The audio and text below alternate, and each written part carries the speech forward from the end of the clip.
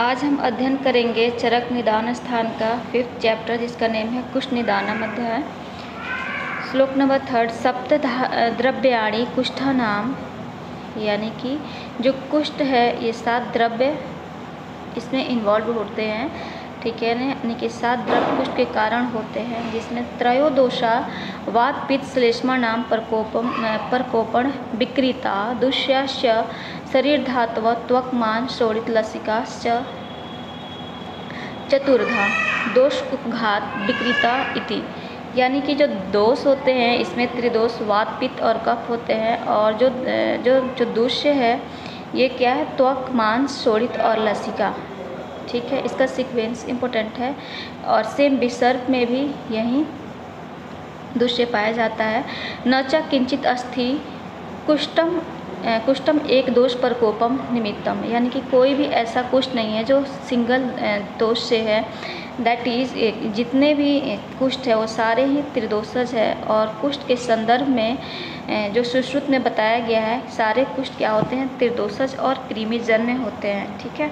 यहाँ पे जो बताया गया है सप्त द्रव्याणि कुष्ठा नाम, इसे और क्या बोलते हैं, कुष्ठ के लिए टर्म यूज होता है सप्तको द्रव्य संग्रह, और विसर्ग के लिए होता है विज्ञा सप्त धातव, और सेम इसी तरीके से कृमि के लिए होता है हेत्वा सप्तको गणा।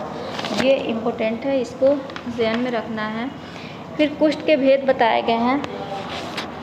श्लोक नंबर 4। सप्तविधो अष्टदश विधो और अपरिसंख्य, ठीक है। यानी कि 7 प्रकार के और 18 प्रकार के और अपरिसंख्य बताए गए हैं। यहाँ पे निदान स्थान में हम 7 प्रकार के महाकुष्ठ के बारे में बताए गए हैं, इसके बारे में अध्ययन करेंगे। और जो 11 प्रकार के क्षुद्र कुष्ठ है वो चरक चिकित्सा में हम अध्ययन करेंगे।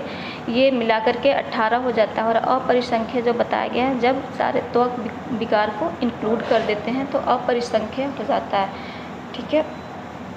जो 7 टाइप के महाकुष्ठ है इसका नेम और इसमें दोषिक प्रीडोमिनेंस के बारे में हम देखेंगे। श्लोक नंबर 5 है, इसमें बताया गया है फर्स्ट कपाल, औदुंबर, मंडल, रिश्ते, जीवा, पुंडरीक, सिद्ध और काकड़क, ये 7 टाइप के महाकुष्ठ बताए गए हैं। और इसमें दोषिक प्रीडोमिनेंस वातिक, पैतिक, कफज, वात पित्त कफ, कफवात और त्रिदोषज रिस्पेक्टिवली है। ये हम याद ऐसे करेंगे। कौम रिपूसी कड़क, यानी कि कौम कपाल एक निमोनिक से कौम रिपूसी कड़क, क से कपाल, औ से औदुंबर, म से मंडल, रि से ऋषि जिह्वा, पु से पुंडरीक, सी से सिद्ध, यानी रिपूसी और कड़क काकड़क के लिए यूज किया गया है। जिसमें काकड़क असाध्य बताया गया है, त्रिदोषज बाकी रिमेनिंग साध्य बताया गया है। और सुश्रुत के अनुसार जो मंडल है इसके जगह पे उन्होंने अरुण को रखा है, और सिद्ध के जगह पे दद्रु को रखा है। और सुश्रुत के अनुसार पुंडरीक और काकड़क जो है वो क्या है, असाध्य बताए गए हैं, ठीक है।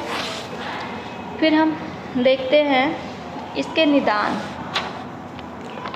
जो कुष्ठ के जो निदान क्या बताया गया है, शीत उष्ण व्यात्याश, यानी कि श्लोक नंबर ये हो जाएगा 6। शीतोष्ण व्यात्यास, संतर्पण अवतर्पण अभ्यास व्यात्यास क्रम, यानी कि शीत और उष्ण द्रव्यों का व्यात्यास यानी क्रम से शीत और उष्ण का सेवन करना, इसी तरीके से संतर्पण और अवतर्पण का क्रम से सेवन करना। फिर आता है मधुफाड़ित मत्स्य लकुच मूलक काक माछी, यानी इसका क्या विधि रहित सेवन करने से। फिर दधी, क्षीर, दधी, तक्र इत्यादि का सेवन करने से। देन भयश्रम संताप उपहतस्य च सहसा शीत उदकम वतर्तः, यानी कि भय, श्रम और संताप होने के बाद फौरन क्या करना, शीत जो ठंडे पानी का सेवन करना नहाने और पीने में जो भी है, ठीक है ना। इससे क्या होता है, कुष्ठ की उत्पत्ति होती है। देन अलग रीजन क्या है, अदर छर्दी चप प्रतिघ्नता, यानी कि छर्दी बेग को रोकने से अधारणीय बेग में भी हमने देखा था कि छर्दी बेग के धारण करने से त्वक विकार हो रहा था।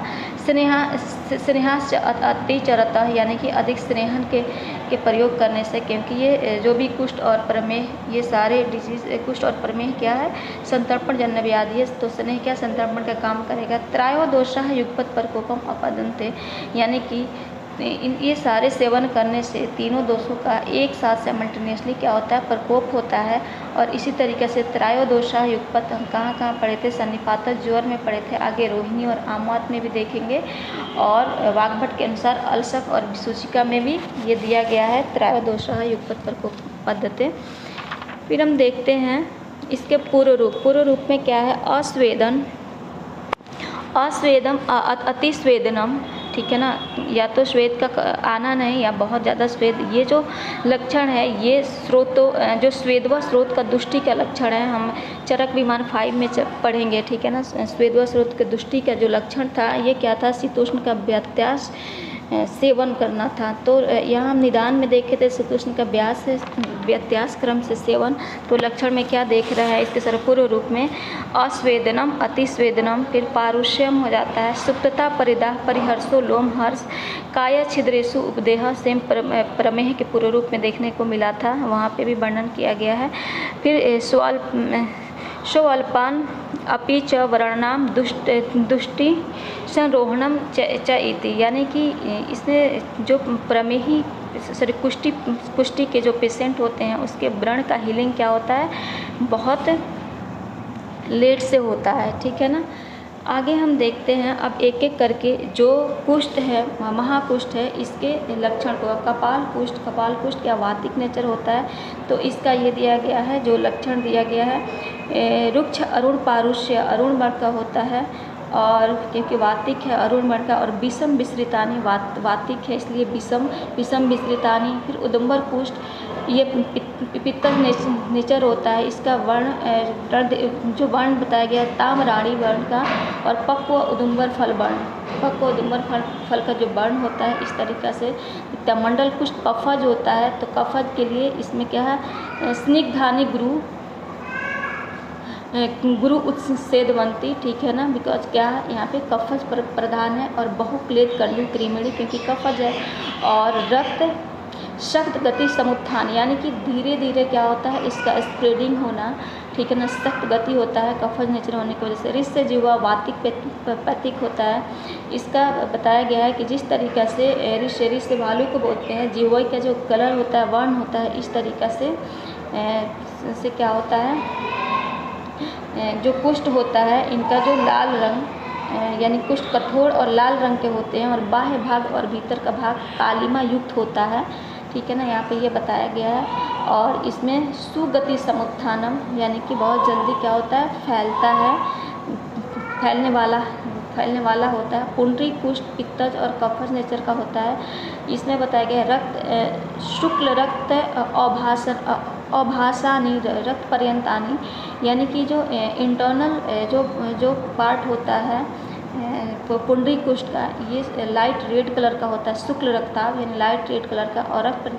पर्यंतानी जो इसका सरकमफेरेंस होता है वो रक्त वर्ण का होता है। लाइक पुंडरिक कपाल संकाशानी, पुंडरिक कपाल यहाँ पे पेटल्स के लिए बोला गया, पुंडरिक यानी कमल के जो पेटल्स है उसके जैसा अपीयरेंस होता है, और ये आंसू गति समुत्थान होता है पुंडरिक कुष्ठ का।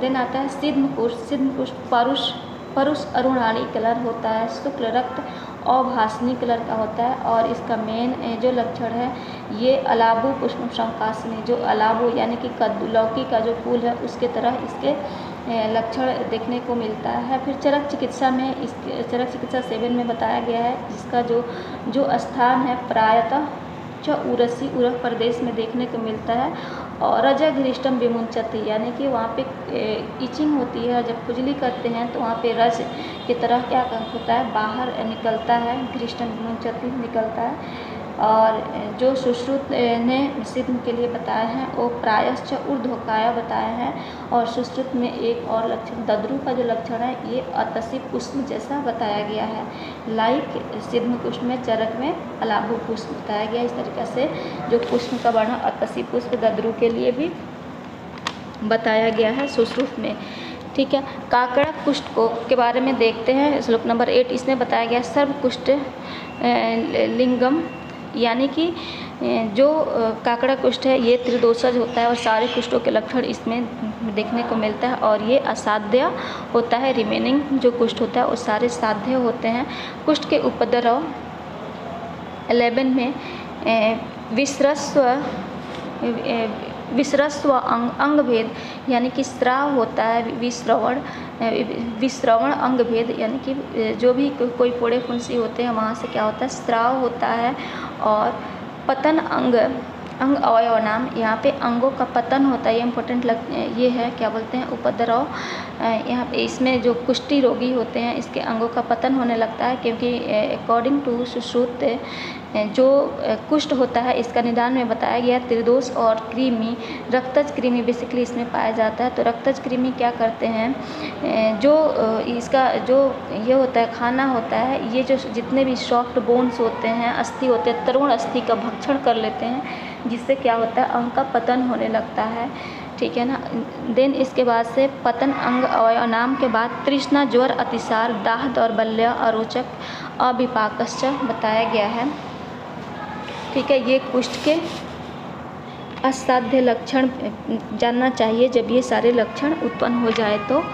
फिर ये बताया गया है जो श्लोक नंबर 14 में ही अल्पेन यत्नेन छिद्यते तरुष एवं अति प्रवृद्धस्तु छिद्यते ते अति प्रयत्नता, यानी कि जिस तरीक़े से जो पौधा क्या होता है, छोटा होता है, उसको उखाड़ना मूल से आसान होता है, इसी तरीक़े से डिजीज़ के लिए कहा गया है कि जब इनिशियल स्टेज में है तो उसको ट्रीट करना इजी होता है बनिस्पत की जब वो प्रवृद्ध अवस्था में चला जाए, तो बेटर ये है कि इनिशियल स्टेज में ही इसका चिकित्सा कर लिया जाए।